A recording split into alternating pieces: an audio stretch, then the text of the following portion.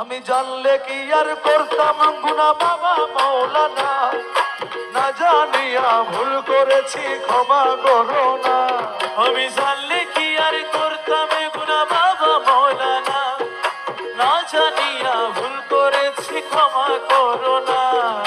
এই যে এই বন্ড এই কথাগুলো বলল, আমি জানলে কি আর করতাম গুনাহ বাবা মাওলানা, না জানিয়ে ভুল করেছি ক্ষমা করো না।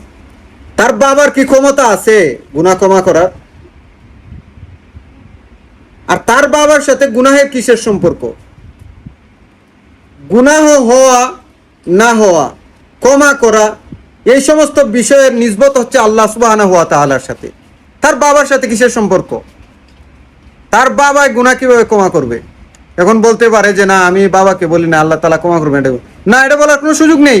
কারণ তারপরের কলিগুলো যদি আপনারা শুনেন, তখন দেখা যাবে যতগুলো শান গিয়েছে, যতগুলো বিষয় সে উপস্থাপন করেছে, সবগুলাই তার বাবার ব্যাপারে। তো তার বাবার কাছে কিন্তু মূলত সে চাচ্ছে গুনাহ মাফ। এটা কিভাবে সম্ভব? এটা তো সারাতান কুফর, এটা হতেই পারে না, সম্ভবই তো না। এখন সে বলতে পারে এই গুনাহ, বিভিন্ন জায়গায় বলতেছে ও যে এটা গুনাহ, গুনার অর্থে না, আমি ভুল করেছি, ভুলের। তুমি ভুল করেছো, ভুলের কথা বলো।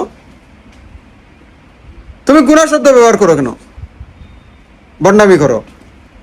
আসলে কেমন জানি আমার কাছে মনে হচ্ছে ইদানিং আমি দেখতেছি বান্ডারি শব্দের সাথে বন্ডামির একটা খুব মিল রয়েছে।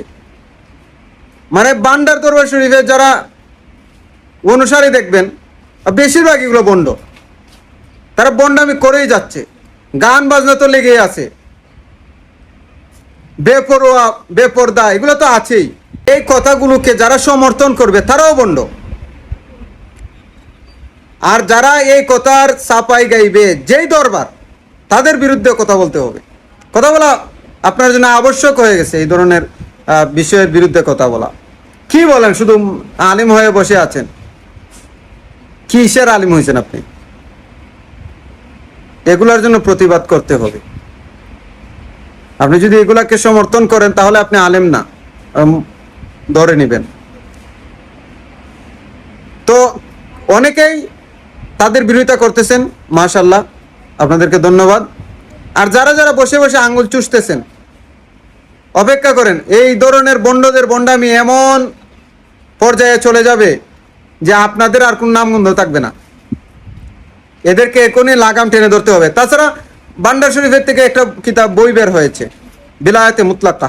পূর্বেও বলেছি, এই বেলায়েতে মুতলাকা যাদের আকীদা, যারা এই বেলায়েতে মুতলাকাকে মানে, তাদেরকে তো আপনি মুসলমানই বলতে পারবেন না। মুসলমান কিভাবে আপনি বলবেন?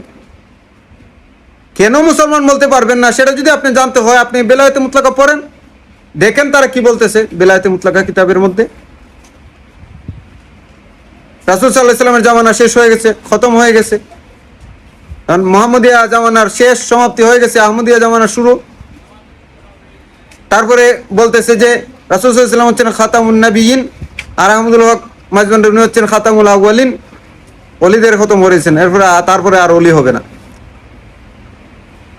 এই বন্ডদেরকে চট্টগ্রামের কিছু আলেম উলামা প্রশ্রয় দিয়েছে, দিতেছে, দিবে। কিছু কিছু বন্ড আলেম আছে, তারা দিবে। কিন্তু আমাদের পক্ষে তাদেরকে এই ধরনের সুযোগ করে দেওয়া সম্ভব না। তো এই যে কুফুরি কথাগুলো তারা বলে, এইভাবে যদি তারা এইভাবে বলতেই থাকে আর আপনি তাবিল করেন, সব কথাতে যদি তাবিল করেন আপনি, তাহলে তো হবে না। বেয়াদবির ব্যাপারে আবার কিসের তাবিল করবেন আপনি? তাবিল করার তো কোনো সুযোগই নাই। সবাই ভালো থাকবেন, সুস্থ থাকবেন। আসসালামু আলাইকুম।